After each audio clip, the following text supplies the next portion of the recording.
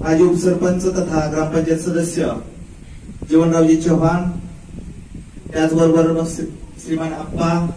आपल्या शाळेचे अध्यक्ष आणि सर्व शाळा व्यवस्थापन समितीचे सदस्य, त्याच कार्यक्रमाची सुरुवात सावित्री मातेच्या फोटोचं पूजन करून करावं मी सर्वांना विनंती करतोय.